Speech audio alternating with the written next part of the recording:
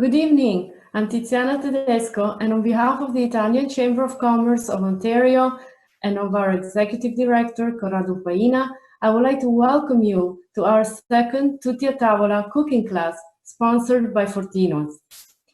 Tutti a Tavola means come to the table and enjoy your meal, and we hope tonight you will enjoy the recipes our chef will present from his own kitchen.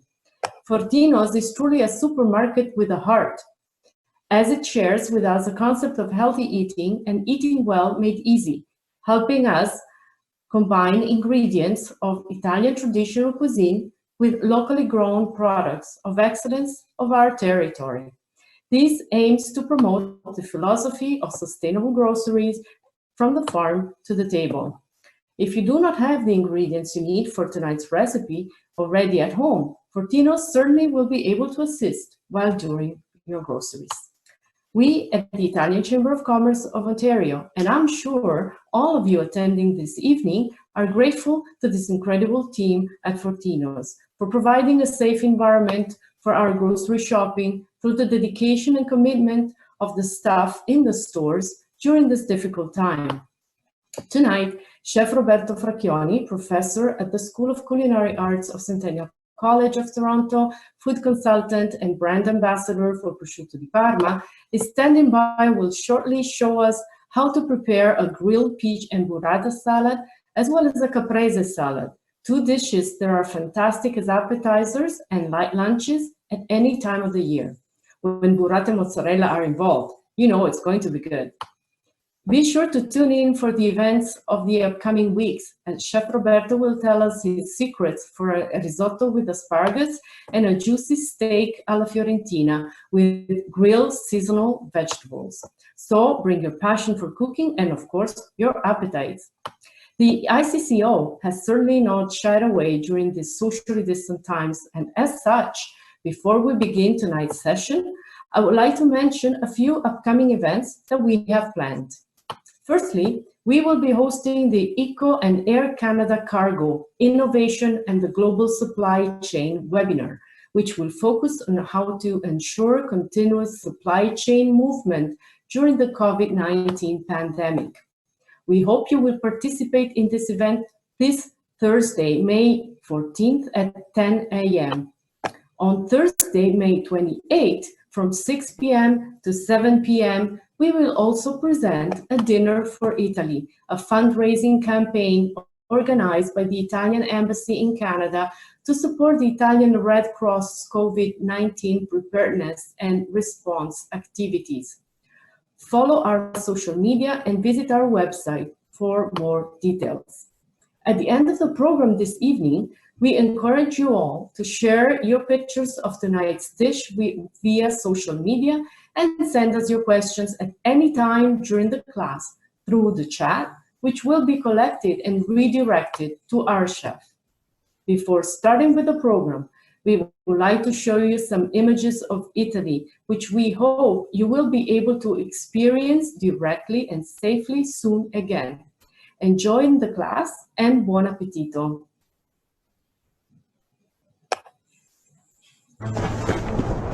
What is it that makes a country extraordinary? Its monuments, its art, its cities reflecting its history. Italy is bursting with beauty. Beauty you can admire, beauty you can immerse yourself in. But nothing tells the Italian story more than its tastes and aromas. An essence you can only discover when you live it fully. An essence that awakens memory and all the senses, becoming almost tangible in a glass of Prosecco surrounded by the hills. In a pizza, fresh out of the oven at the foot of Vesuvius, taste and aroma transport us to the places where they were created. To the names and origins we proudly protect. They evoke the intimate connection between humankind, enchanted lands, and majestic cities. They are the guardian of our history, the heritage of traditions dating back centuries, living on in the age-old skills repeated by new generations, telling us who we are today while whispering to us about the future, encapsulated in our products and carrying our greatest art. the art of living. And there is no greater value worth protecting, nor better product worth exporting.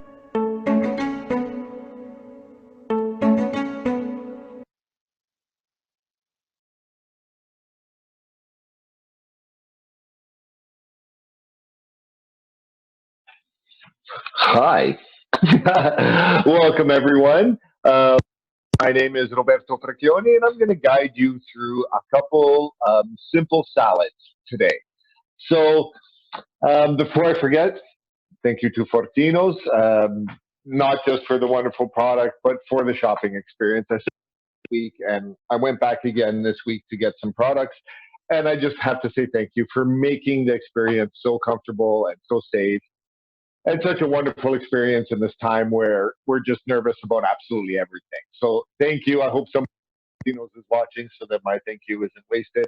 But on behalf of a customer, thank you very much. Secondly, I just want to say these two salads are very, very simple. Now, the recipe, I was hoping it was going to be a little bit warmer. I was hoping it was going to be sunny. I was actually going to do it out on the deck. But it's kind of cold and crappy out there. But that doesn't mean that you can't still make good food. So today we're going to do a couple of salads.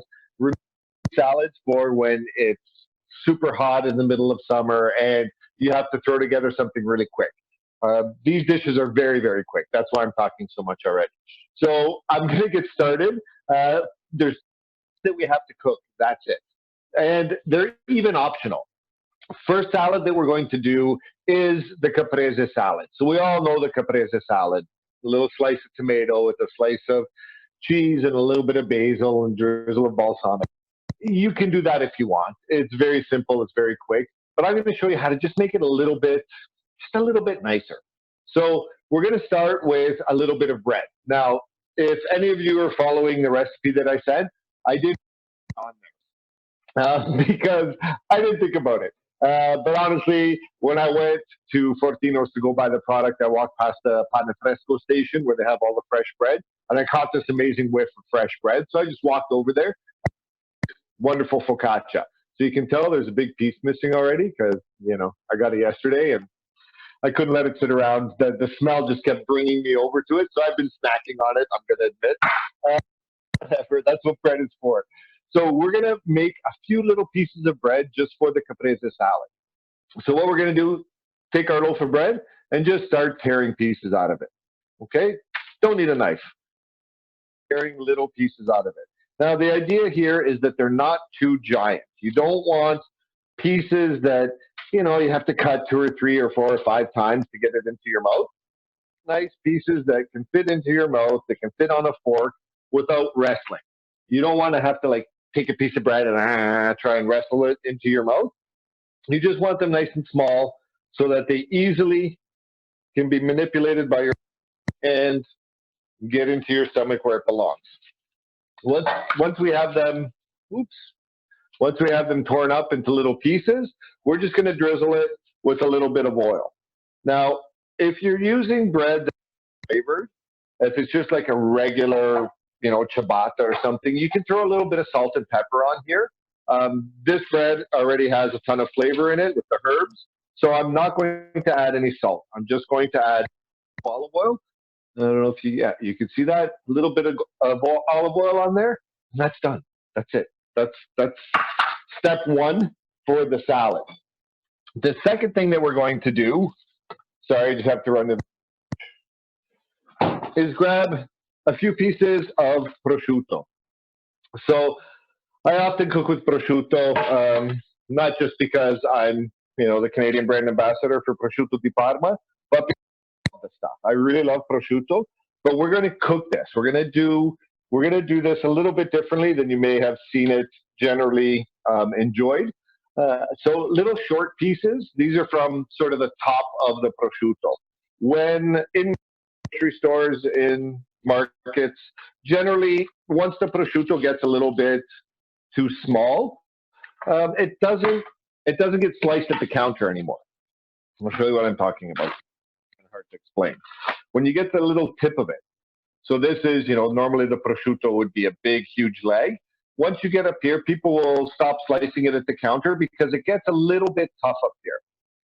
This is my favorite piece of meat to cook with. My favorite piece of prosciutto to cook with because it has tons of flavor in there. It's just a little tougher than the middle part. So the middle part is what I use on charcuterie boards or if I'm serving it raw.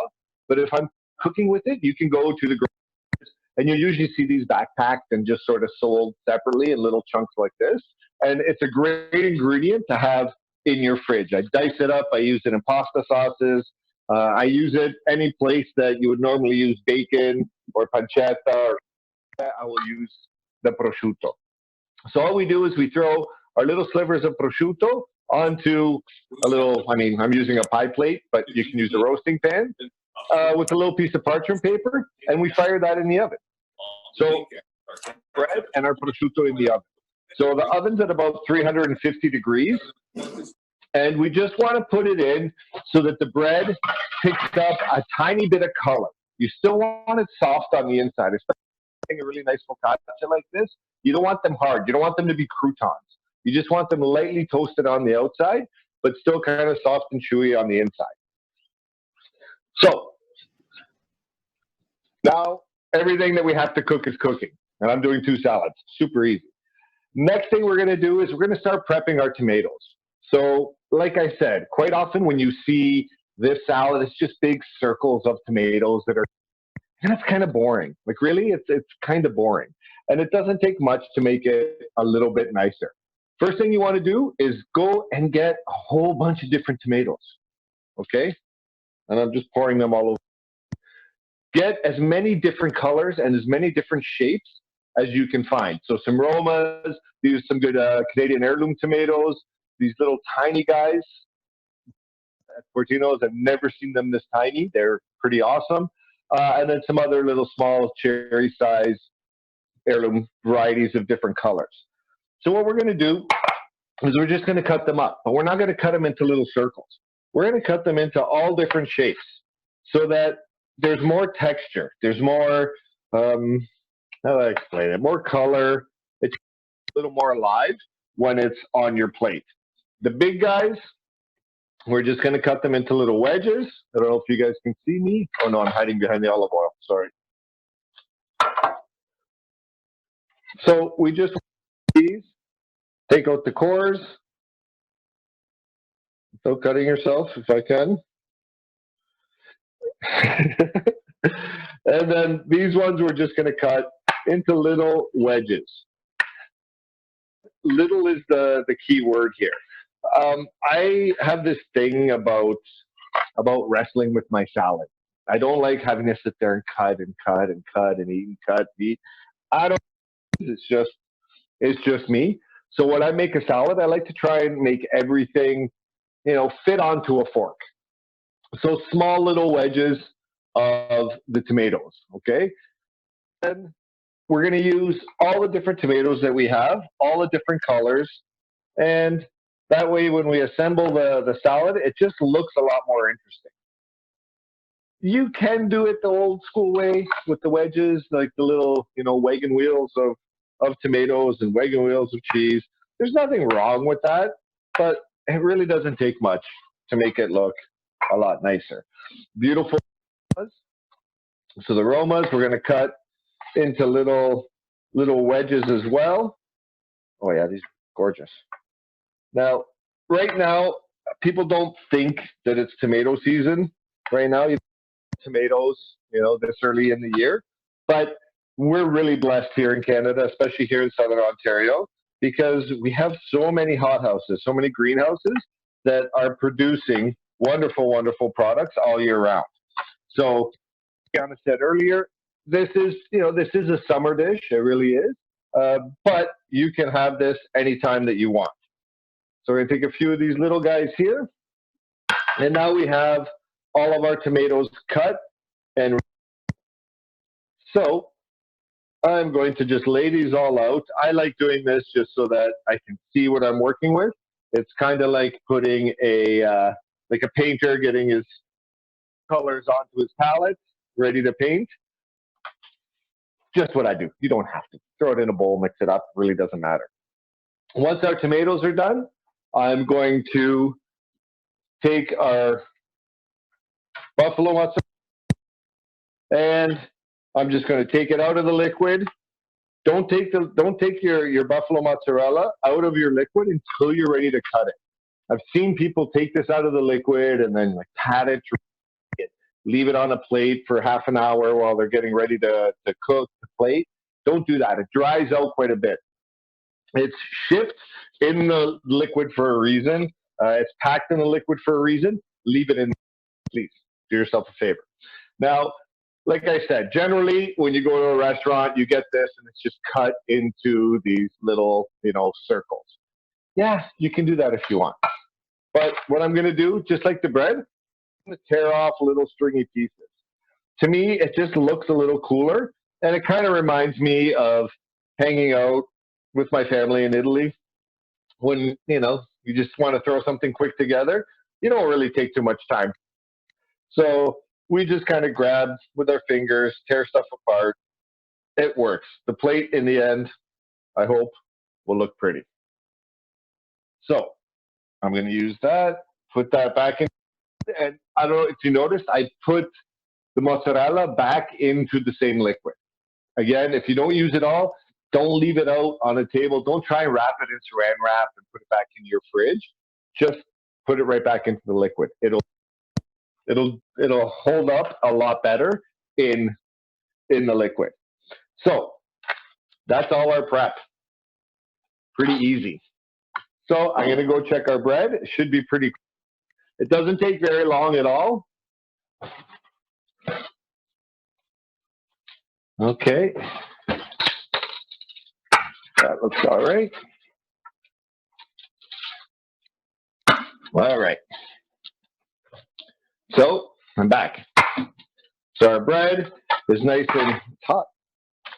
Is nice and toasted. You can see there's just a little bit of color side, just a little bit of brown, and they're ready to plate. So now we just have to plate this. Like I said, everything is so easy to do on the salad. So we take a nice plate, big, white, and start assembling everything. We just start putting everything together. So you can put a little bit of lettuce on here if you want. I don't. I like tomatoes to really stand out and be the focal point. So we just start layering all of our tomatoes on. So my first step, just throwing 3 tomatoes in the middle of the plate. Pretty simple. Then I'm going to take a couple pieces of bread, and I'm just going to lay them in here too. If they're too big, you just break them up into smaller pieces. Again, we're just making it simple, clean, beautiful. And then a couple more pieces of tomatoes on here, wherever they sit, wherever they fit. The little guys, be careful because they like to roll around a lot. Chef, can I interrupt you for 1 second? Absolutely. We just have a question in regards to the oven. How hot was the oven to dry the bread? 350 degrees. So 350. I set mine to 360 because 360 is actually 350 on my oven. Just something I figured out over the years. Most ovens are wrong. So yeah, but you want to shoot for about 350. So, and I'm using the tweezers just because I'm used to using the tweezers. It's not, I don't know, it's not necessary. Kind of makes me relive my days of being in a professional kitchen. Important. So you don't have to. Again, you can layer this up with your fingers. It's not a big deal. You can even just toss this in a bowl if you want and fire it into fire plate. It's just a little more fun to do it this way. So I'm just breaking up a couple more pieces of bread, and I'm just going to plate them all the way around. Now we have our cheese, and I like showing off the cheese. So I like leaving that to almost near the end. Generally, I'll hide one down in the middle, but you don't have to. Like I said, you want the cheese, or no, I like to show off the cheese. So I like to put it on top so everybody can see it. And then, Chef, Can you just give us some background on the tweezers? Where would you buy these tweezers? And the other question that we just received is, did you roast the prosciutto, or how long did you leave the prosciutto in the oven? The prosciutto is still in the oven. It takes a little bit of time. So the prosciutto generally takes, if it's nice and thin, generally takes about 8 to 10 minutes. The bread is much, much, much quicker. The tweezers, I buy mine at Nicolaus, which is a supply store in Toronto on Queen, just east of Bathurst on the south side of the street. And it's sort of where most of the chefs in Toronto go to buy anything that's, you know, particular. We go to buy cheap plates and, you know, cheap stuff. But if you want quality products, Nicolaus is by far the coolest shop in Toronto. Everybody sells them though. You can go to Nella. Any of the Nellas carries them. Knife is another studio that has really nice tweezers. Or you can go online. A lot of people, especially my students at the school, they're just used to shopping online. So you can buy them online as well. There's different companies.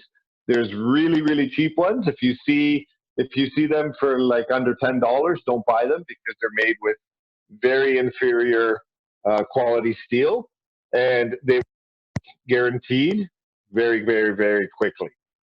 So JB Prince is a company that most of us, most professional chefs, they go for the JB Prince ones.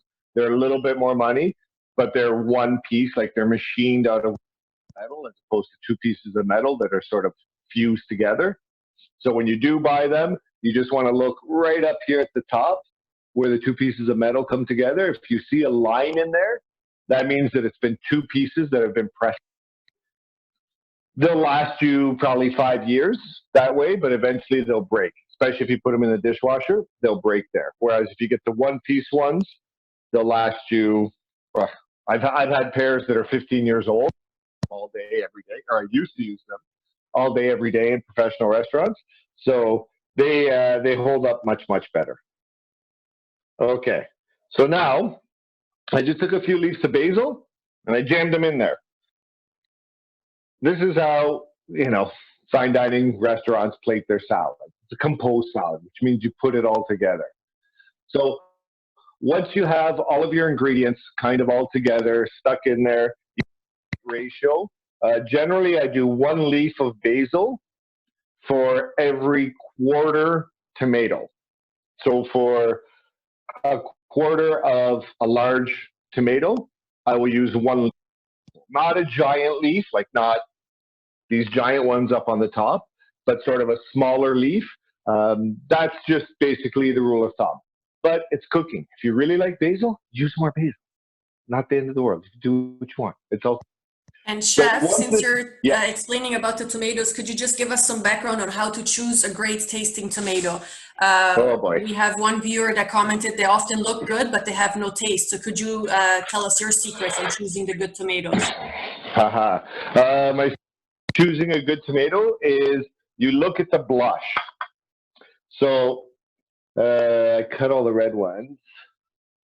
So when the blush is sort of the color of the skin. So if you look at like this little guy here, it's very similar to the peaches. And I was going to talk about it with the peaches, but we'll talk about it now too.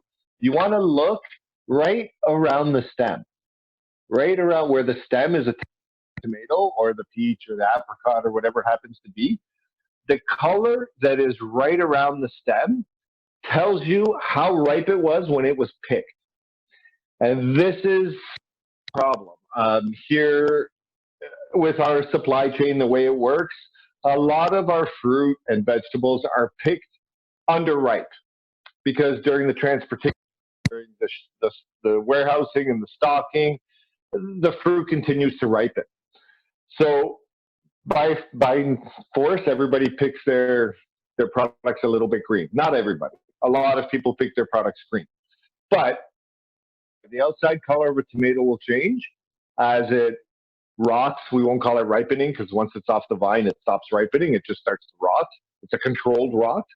But the color right around the pit here will always that tells you whether it was picked green or whether it was picked a little bit more ripe. So look right around the edges and see if there's any green. If there's green, move on to the next one. With tomatoes, it's a little bit easier because you can see even in the skin, you can see the color in the skin. Don't look at, the exterior color. You just, I don't know, to me, it's very easy to see the red, but if you take a second and you really look at it, you can see through that exterior blush color and see what the background color is. And if there's any sort of green in there, it's going to be green when you cut it open. What I always do when I buy tomatoes, especially if it's just, the large, is I buy heirloom tomatoes. Heirloom tomatoes tend to be more ripe when they're harvested. They tend to be more ready to be eaten right away. So if you're going to buy tomatoes, go for heirlooms. If you really want Roma tomatoes, again, you just sort of look right around this little point here and see if there's any green. If there's any green, move on to the next one. At Fortino's, like to grab 3 tomatoes, I picked up 3 and they were all great. I didn't have to rummage around too much. The heirloom tomatoes, again, they just tend to be a little bit more ripe and a little more ready to eat. Sorry, but I care about tomatoes. So now we have all this stuff together, and we're just going to finish it with a little bit of olive oil. Be sort of liberal with your olive oil. A lot of the flavor from this dish comes from the olive oil. So don't be shy. The bread that's in there is going to absorb a lot of the oil too. If you don't put enough on, it just sort of barely coats everything, and it's not so great. So be generous. Same with the balsamic. So it's a balsamic that I picked up from Fortino's. Very cool. See the little logo there? I won't get into the rant about IGP and DOP, but beautiful President's Choice private label, but real balsamic vinegar, not made in a factory in Vaughan. It's actually made in Italy. Beautiful product. Gonna put a little drizzle on here. Now, you don't have to go crazy, and you don't have to buy the 25-year-old balsamic. In this dish, we need a little bit of acid. We want a little bit of acid, so younger balsamic is perfectly fine. This is a little bit of sea salt. We're just sprinkling around, and a little turn of pepper. And that's it. It's so simple, but when it's made properly, it's a beautiful, beautiful salad. Now, what makes it wonderful is that the flavors all work together. But more importantly, it's a very simple dish. Just 4 ingredients. But the quality of those ingredients have to be fantastic. Just like most Italian cooking, just like any simple dish, the simpler the dish, the more important the quality of the ingredients are. So this Caprese salad, again, oh man, tilting the plate makes all my little guys roll around. Sorry. But you can see, very simple, very clean, very easy. Like even talking, it only took me 15 minutes to put this salad together. And the nice thing is, you don't really need a knife to eat this. You can eat it with a fork, or you can be like my son and just use your fingers and get it all into you. Chef, we have a couple of questions. Sure. Just one, if you could just repeat which balsamic you used and which olive oil you used. Okay. We also have a question about the prosciutto. There you go. I see you're just bringing it out. So this is the balsamic. It's the President's Choice private label balsamic. And the olive oil is, again, PC extra virgin olive oil. Now, when it comes to olive oils, I mean, I've done 4-hour classes on olive oil before. And a lot of people, I don't know, they get kind of scared. They get kind of put off to buy a bottle of olive oil and say, oh my God, $40 for a bottle of olive oil. You know what? Bite the bullet. Invest in a good bottle of olive oil. It will make your food better. And most importantly, it's go to the LCBO and spend $40 on a bottle of wine. We've all done it. We all do it. Take the wine home. You open it up. It makes that dinner fantastic. That same investment with a really good bottle of olive oil, countless dinners better. Not just one dinner, like a bottle of wine, but you'll have that bottle of olive oil for weeks and months, if it depends on what you cook, and it will make all of your food better. So, as I said, not dish because it is so focused on the quality of the ingredients, but quality ingredients will always make your food better. Always, always, always. There's no question about it. So, you had a question about the prosciutto, or? Yes, we had a question. Just people were asking where the prosciutto went. And before we talk about the prosciutto, there's just another follow-up question about the olive oil. Do you think Italian olive oil is better than olive oil from any other country? So, olive oil is a tough one. I just cleared out my olive oils, but I had about 40 bottles of olive oil back here in the shelf because different applications, when you really get serious about it, different applications call for different olive oils. Does Italy make the best olive oils? They make some of the best.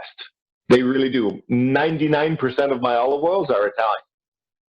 But there are certain times where I want an olive oil that's very floral, like very perfumey.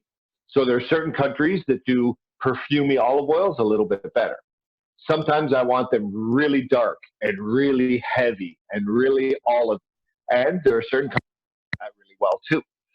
I'm sure I could find all of those if I traveled across Italy and went to the 15,000 olive oil suppliers that are producers that are in Italy.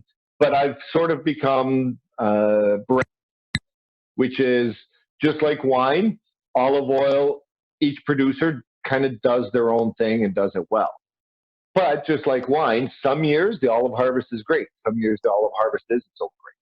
So you find brands that you really like, you tend to stick with them, or I tend to stick with them. Most chefs will tend to stick with the brand that they actually like. But that doesn't mean some years you'll try one and you'll be like, what the heck? This is, and you start shopping another one. Or you try it and you're like, this is absolutely spectacular. And you write an email to the producer saying how wonderful their olive oil is. So they do make some of the best, but other countries do make wonderful oils too. I'm not so snobby that I won't try olive oils from other countries. Sorry, very long answer. I just have a couple more questions in regards to the oil before we move on to the prosciutto. Sure. There's just one more technical question, which is what is the attachment called on top of the olive oil bottle? Do you store the olive oil in the refrigerator? And then there is also a question, how long does the olive oil and the vinegar, the balsamic vinegar, last once you open them? Okay, so olive oil and balsamic are both very temperature and very light sensitive. So any good olive oil is always in a dark bottle. Same with balsamic vinegar. They should always be in dark bottles because UV natural light will denature olive oil very quickly. Balsamic's a little more stable, but still not great for it. Temperature is another thing. And it's not so much extreme cold or extreme heat. Both of them are bad. But what's really, really bad for olive oil and vinegars is temperature fluctuates. When it's sitting at room temperature, then you put it in the fridge and it cools down. Then it comes up to room temperature, then you put it in the fridge and it cools down. When you put olive oil into a fridge, it becomes solid. It becomes like solid, like ghee, like clarified butter. So you put to room temperature, let it warm up so that it solidifies, or so that it turns into a liquid again. That's really bad for it. So I like I said, I used to keep all my olive oils on this corner, in that back corner of the because there was no direct light and because the temperature was very consistent. A little bit warmer than I would like. Room temperature is not ideal. A little bit colder, so a cantina is good, or cold cupboard. But as long as they're not getting light and the temperature is fairly consistent, they will last. Olive oils will last, I don't know. I have some that, I use probably 3-4 months old, and they're still fine. I still use them. The regular stuff that I use every day, I go through a bottle of oil a week. just cooking for my family. So I don't usually have that much floating around. A few months shouldn't be a problem at all. Just watch the temperature and no direct light, and you should be cool. And as for the attachment on the bottle, would you know what that's, if there's a name for it? I don't know. I just call them a spout. Call them olive oil spouts. So this one comes with the built-in little spout that kind of retracts when you put the lid on. But I just have little glass ones. I don't know. Is there a word in Italian? That's a really good question. You're going to have to research that. And I have a question about the balsamic as well. Sure. Which would be the best balsamic to use? And do you recommend a balsamic vinegar or a reduction of balsamic vinegar for your salads? I don't like reductions. Balsamic reductions are cheating. So back in the 90s, everybody was using balsamic reduction, and I always refused. You're better off to buy a high quality balsamic vinegar, because when you reduce vinegar, a lot of its floral, lighter, citrusy sort of tones get burned off. Like they evaporate during the reduction process. So you're left with this balsamic tar. And a lot of restaurants, a lot of chefs, I used to work for a chef who made me do this, would put sugar into the balsamic as well and reduce it. And it's no longer balsamic. If you're using a good quality balsamic, a 12 or 15, 20-year-old balsamic, there's been countless people toiling over that balsamic for 20 years. They know what they're doing. They put a lot of love into it. It's better off than buying the cheap stuff that's made, this always call it Coca-Cola. They don't call it balsamic, the super cheap balsamic. They call it Coca-Cola because it's really, really acidic, and then just reducing it with sugar. It's not cool. Just buy a good quality balsamic vinegar, and just like it will last a very long time and make a lot of your recipes much, much, much better. Does that kind of answer the question? Okay. So now the prosciutto is out of the oven, and you can see they're perfect little crispy pieces of prosciutto. Now, when you make this, if you hope you do, make twice as much as you need, because you're going to eat half of them. I'm not kidding. Once you start snacking on these, they are crazy addictive. I almost always have like a little around the house because I put it into sandwiches, I put it into pasta, I put it on, omelets in the morning.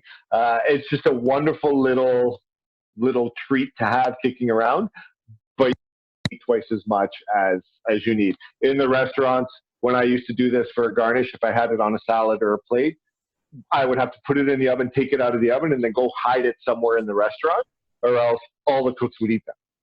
So do more than you need, because you. Could this be substituted, chef, with something else? Let's say like speck. Yeah, you can use any cured meat. So like you can do it with pancetta, you can do it with guanciale. Like guanciale is really peppery. The works sort of the best because it's not as salty as a lot of the other cured meats. And when you get, especially when you get up to the top of the leg, like the piece I showed you, there's not as much fat. So if you're using a piece of pancetta, because there's so much fat in it, it ends up being a little more like a strip of bacon. But these ones, you can see there was very little fat on it, so they're just super tender. Like I barely, like if I drop it, it just shatters into tons of pieces. That wasn't supposed to go on the floor. My drama back failed. And chef, for those people that don't have a slicer in-house, how should they slice it so thin? Or should they ask for it at the store? Or do you have any suggestions for that? Or you just ask them to slice it super thin. So at the Fortinos, you go to the counter and you just ask them to slice it super thin. This is not sliced any thinner than you would normally get it. So I'll show you. That's the raw piece. I mean, it's as thin as you would normally get it. The idea with prosciutto is you should be able to read through it. So you can see the letters right through the prosciutto. If you can't read, then it's too thick. Then you're making, I don't know, belts. You're not making prosciutto. So it should be super thin. Just ask for them to slice it nice and thin, and you'll be groovy. Even if it's a little thicker, it'll still be good. it'll just be a little bit tougher. So I lied because there's one more thing that we have to cook, and I kind of forgot about it. We're going to do it now. So we're going to do the peach and burrata salad. So you can see here that my peaches have none of that green sort of there. I grabbed one to show everyone. So you can see the blush around here. Oh, it's coming up kind of yellow on the screen. It is fairly green right down in the middle, whereas this guy is nice and orange and red. So that will tell you more about when it was picked. And again, once they're picked, ripen. You know, vegetables and fruits, they have a job, the plants have a job to nourish the seed. So once they come off of the plant, they don't. They rot.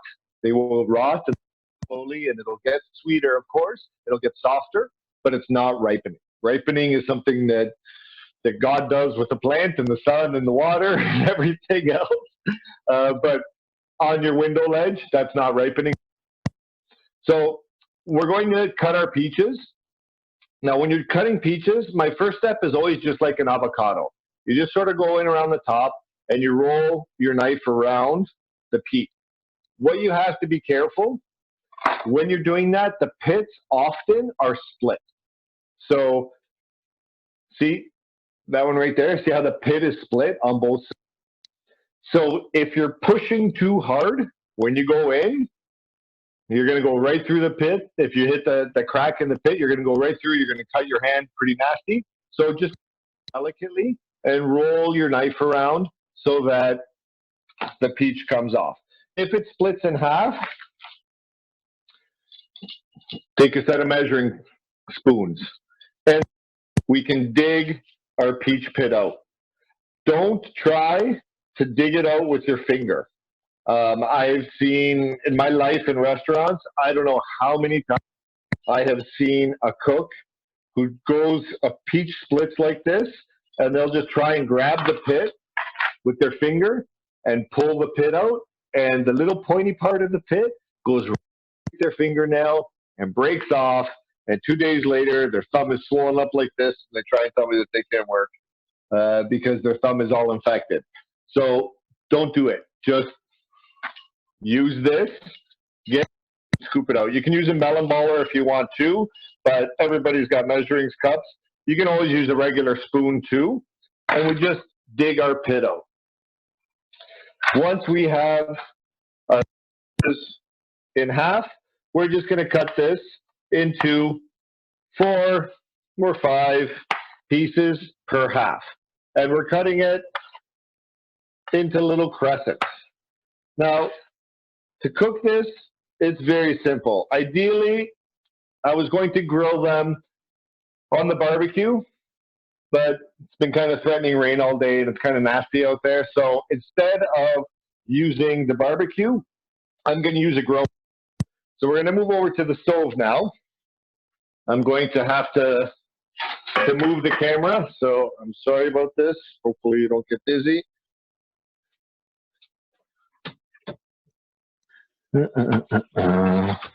Okay, can everybody see okay? Yes. All right, so we have our grill pan. So this is just a cast grill pan. You can see it's a big piece of metal with some grooves cut in it. If you want, the barbecue does do a bit better of a job. Whatever, it's Corona. We're going to cook inside. We're going to take a little bit of vegetable oil, so I just have a touch of canola oil. We're just going to put it into a small container, and we're just going to dip both sides of the peaches into the oil.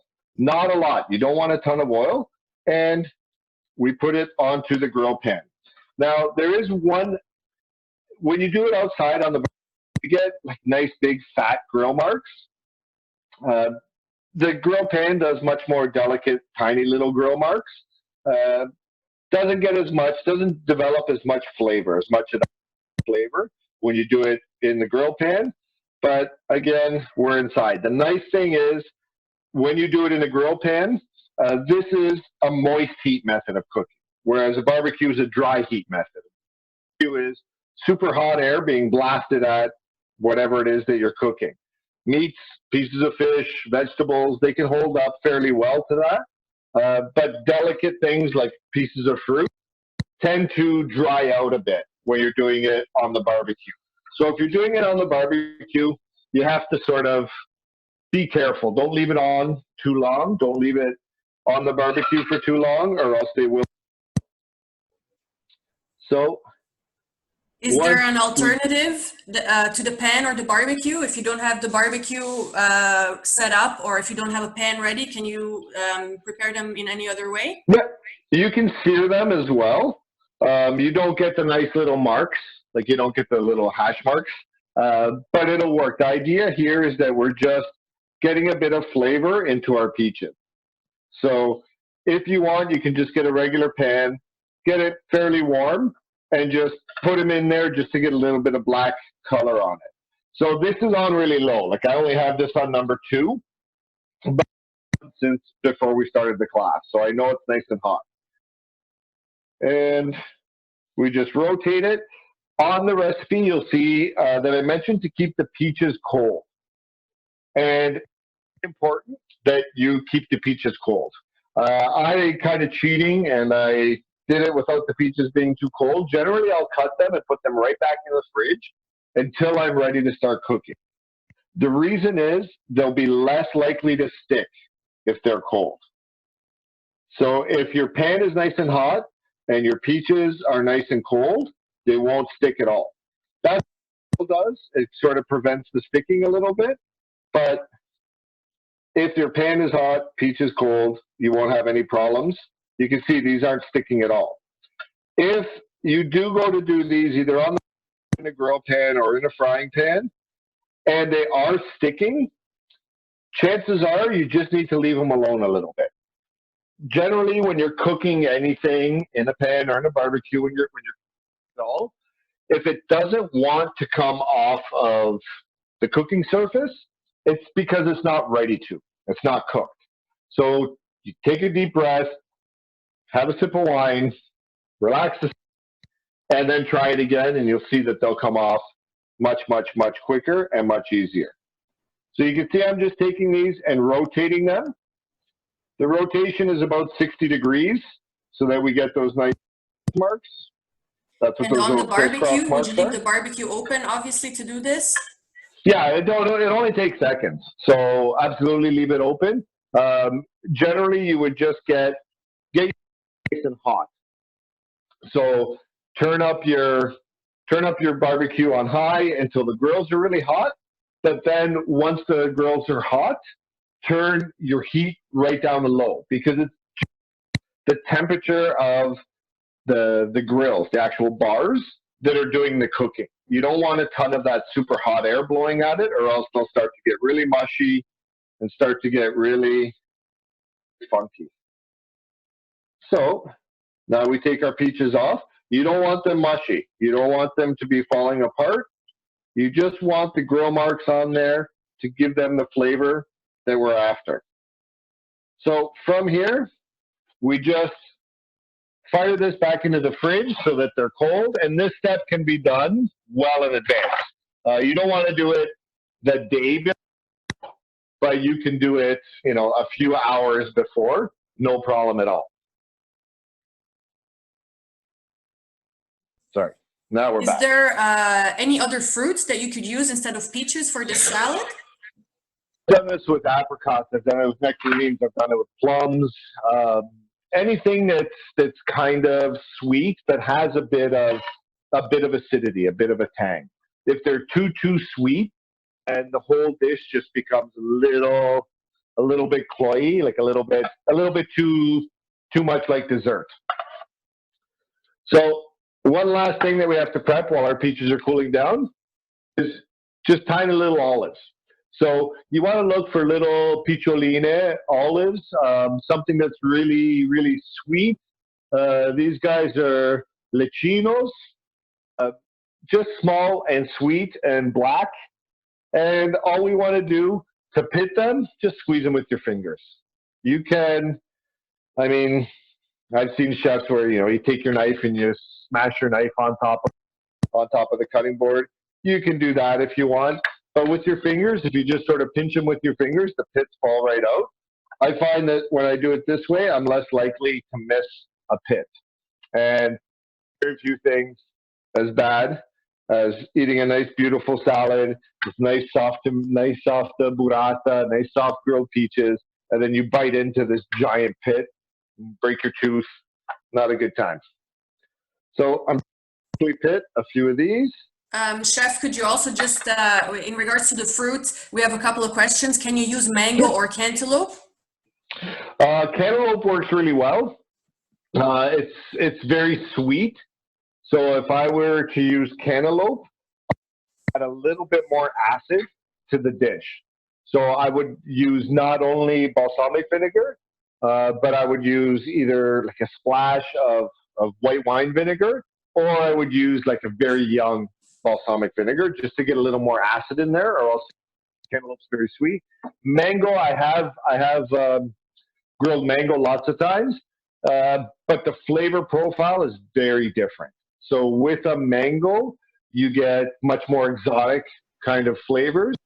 So what I would do is, instead of doing black olives, I would go with green olives, because green olives are a little bit more tannic. They're unripe olives, so they tend to be a little more tannic, a little more bitter. So it would kind of compensate sweetness in the mango. The cheese would work perfectly because, again, the cheese adds a lot of richness to this dish.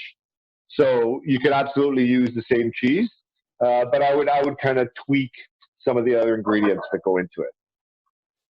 Since you brought up the olives, we have a question. Do olives come in a jar, or did you buy your olives in a jar? And also one comment, one of our followers is saying that she uses a paper clip to remove the pits. A paper clip? I've never seen that. How do you do that? We will wait for the answer, and I will let you know. I love learning new stuff. This is awesome. These are the olives. Olives at Fortino. So Molizana. Can everybody see that? And they're pretty tasty. Nice and small, very, very sweet. I've already had a few handfuls before we got started. So now we have our burrata. Now, there's a lot of confusion as to, is it burrata and buffalo mozzarella the same thing? What's the difference between all the different cheeses? There's a lot of confusion. And it's very, very simple. Burrata and mozzarella are in the same family. They're made either with water buffalo milk, or with milk. They're both very soft cheeses. The shell of a burrata is basically the exact same cheese as the buffalo mozzarella, but it's the filling that's different. The piece of burrata is creamy and it's rich. It's basically the curds and some cream that are all mixed together into the shell of the mozzarella. So flavor-wise, the burrata is much creamier, much richer, has a lot more fat, which is awesome. It's just, you don't want to cook. Buffalo mozzarella, or regular mozzarella, fresh mozzarelas, they're great for cooking. If you want to make a pizza, you use that kind of mozzarella. But you cook a burrata. You wouldn't put burrata on a pizza. You might cook your pizza, take it out, put some burrata on top. But generally, burrata is reserved for raw presentation, for raw enjoyment. They're both very fresh cheeses. They're meant to be enjoyed quickly. So when you get it, don't wait too long. Don't leave it in your fridge. Find an excuse to use it up, because they're wonderful little pieces of cheese that you don't want to have in the fridge. And they do spoil. They do go quick. There's no preservatives. They're meant to be enjoyed right away. So to plate this salad, we're going to start with a little bit of pea shoots. So this salad, the greens are just sort of a backdrop. They're not the main ingredient, so we want to keep them light. We want to keep them sweet. We want to keep them kind of not the showcase. You don't want them to be the main thing that you're tasting when you eat the salad. So we just put a few leaves down, and we take a couple pieces of our peaches, and we have our burrata. So we take it out. Oh yeah, and it's nice and squishy and runny. You can see when you put it down, it actually sags. That's what you want. You want it creamy. Once it starts to get old, they'll start to be very firm. And once they're firm, they're still edible. There's nothing wrong with it. Absolutely nothing wrong with it. But they're just better when they're nice and loose and runny. So we're going to use both kinds of prosciutto here. So we're going to take, this is the raw prosciutto, uncooked. I'm just going to take a slice, and I'm going to tear it into pieces. And again, I want to do small pieces. One, so that you can kind of see it a bit more, but two, so that it's a lot easier to eat. Trying to cut a thin slice of prosciutto in a salad, it's just not ideal. So we take our burrata and we break off a little piece, and you want to use both the shell, the little pieces of mozzarella, and the creamy inside. So we want to show this off. So kind of make sure that you don't bury all of it. Just put it around. I usually put it very close to the peach, because when you eat the peach and burrata together, it is a magical, magical combination. So a little bit more prosciutto. And could you just also repeat what kind of lettuce you're using, and if there's any other options that can be used for the salad? Yeah, so I'm using pea shoots. Again, I was just strolling around the aisles of Fortino's, and it was kind of hard because there was a lot of great lettuces floating around. You can use some lettuce or a baby gem lettuce or a bib lettuce, something that's very, very delicate, something that's kind of on the sweeter side. You wouldn't use like a radicchio. You just want very light and on the sweeter side. So yeah, any of those would work. Romaine is a little too, a little too Romaine-y. So I wouldn't use romaine lettuce, but anything like that, Boston, baby gems, any of the little tiny baby lettuces usually work very well. So now we're going to put a few more on here because we want to build a little bit of height into this dish. So we layer a little bit on. We take a couple more peaches. We layer it around and take a little bit more prosciutto. Sure. Could the cheese be substituted with, for example, taleggio? Yeah, I mean, you absolutely can. Taleggio has a different flavor altogether. Taleggio is a much stronger cheese. Wonderful cheese. I love it. Taleggio would have a tendency to sort of overpower the peaches, but it would work well with the prosciutto. So you can substitute, but if you want the salad to be nice and balanced, you want to make sure that everything is sort of in the same genre flavors. You want them to be sort of soft and subtle, and the taleggio is a little strong. Like a fontina, a montasio, a piave, a cheese like that that's a little bit softer, a little bit buttery, would probably work a bit better in this dish if you had to substitute. Could the salad also be substituted with arugula? Yeah, so arugula is sort of something that a lot of people revert to, but it's very peppery, like it's a very, very strong flavor. If you're going to use the arugula, be very gentle with it. Just use a little bit, or else all you'll taste is arugula. The arugula becomes sort of the main ingredient, and that's fine if you like arugula. But again, we want the peaches to sort of shine in this. So right now the peaches are good, but if you wait till peach season in August, look for coming out of Niagara, and the salad is even better. So once everything is together, we just put a few little leaves of basil on top. That's it. Burrata, I'm going to put it aside. And we do the same finishing as we did before. A little bit of olive oil and a little bit of the balsamic. Now, when you dress the salad, you always put the vinegar on first.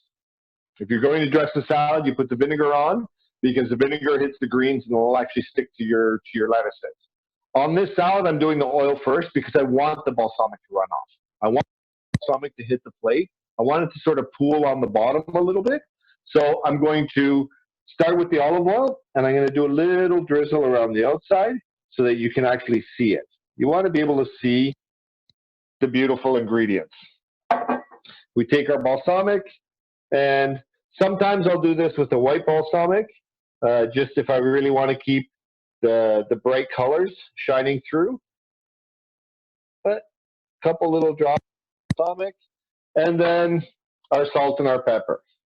So a little bit of salt and a little turn of pepper.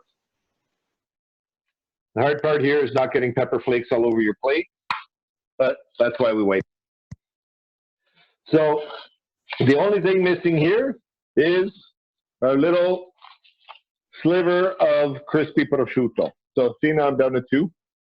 So this is very, very, very, we just want to break it up into a couple small shards, and we can build some height into the dish. We can make it look really nice. One thing that I always talk about when we make salads, when I make salads, is a contrast texture. The burrata is soft, the peaches are soft, the olives are soft. Everything is very sort of mushy. So you need something crunchy. Just like the Caprese salad, we have little crispy pieces of bread. On here, we have the prosciutto to sort of give you a little pop so that your taste buds don't fall asleep. So you just sort of lace these around, place them nicely so that everybody can see them. And that way, when you're eating this, you get a little crunch of the prosciutto and your taste buds sort of get woken up again. And you're like, oh, wow, that's pretty awesome. So if everything's mushy, your taste buds fall asleep. So I'm going to bring this in so you guys can actually see. Chef, in the meantime, I'll just ask you 2 quick questions. Are the peaches hot or cold when you put them in the plate or when you serve it? And how would you store the leftover cheese? So the peaches are cold. After they put them right back into the fridge to sort of cool down. Leftover cheese, you're better not to have leftover burrata. It's once the shell is open, it's really hard to store it properly. I can't put this back into the water that it was packed with because all that cream will just sort of run out. And if it runs out, it's going to mix with the water, and then it's just a disaster. So what you do is finish your dinner, do the dishes, relax a little bit, and then get a piece of bread with some olive oil. Take your little spoon and this beautiful yumminess out, put it onto your bread, and have a second dinner. If you have to store it overnight, if something, really, really, really does go wrong, put it back into a container without the water. Pour the water out, but put it back into the container because the containers are sized very well. And then take a piece of saran wrap and put the saran wrap right on top of it. Don't wrap the container with saran wrap, but push it right on top of the ball. You can't, if you take a piece of saran wrap and you try and wrap the ball, when you go to unwrap it, it just opens up all over the place. So keep it in the container, saran wrap right on top, as little air as possible in the container, and then put it in your fridge. But once it's open, honestly, you have 24 hours. The clock is ticking. Whatever you're cooking the next day, make sure it has burrata on it and use it up. It's a very beautiful ingredient that you don't want to mess around.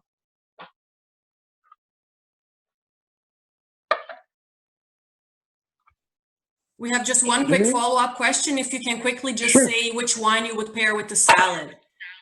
That's a tough one. Something light and crisp and white. I don't know. whatever you like. Something with bubbles is always a good idea. Nice Prosecco. I'm just going to try and turn this around. So yeah, if I like generally, this would probably be something that I would enjoy in the summer on a patio. So yeah, something with a little bit of bubbles would probably be my go-to. So a good Prosecco. It's kind of fun. So those are our two salads. Super simple, super easy. The peach and burrata, this works better if you're looking for a salad that's a little bit more entree. In the summertime, you can do this. Just bulk it up, put an extra few slices of prosciutto so that you have a nice bit of protein in with your salad, and you could have a beautiful on this salad. The caprese is sort of, much more of a starter salad, much more of an appetizer salad. If you had to make this into an entree, I would basically just turn it into a panzanella. Add some protein to it, a lot more bread, a lot more vegetables, and just make a beautiful little panzanella salad. Okay. Time. Yeah, I knew I was going to be late today. That's okay. This is amazing, Chef Roberto. This is Tiziana. I just would like to thank you very much. And thank you, and thank all the people that participated in the class tonight. We had a huge number of attendees, and we would like just to thank you. Everybody thank also a lot Fortinos and the Fortino team for sponsoring this class. We hope you will be able to join us again on Tuesday at 6 p.m. for another mouth-watering recipe, risotto with asparagus. So thanks, everybody. Thank you also all the staff at the Chamber, at the Italian Chamber of Commerce for making this happen. And please, all of you, follow us on our social media and website. Find out more about our programs and events. Have a good evening, and arrivederci to next week. Thank you so much, Chef. Thank you, Astrid and Isabel and everybody at the Chamber. My pleasure.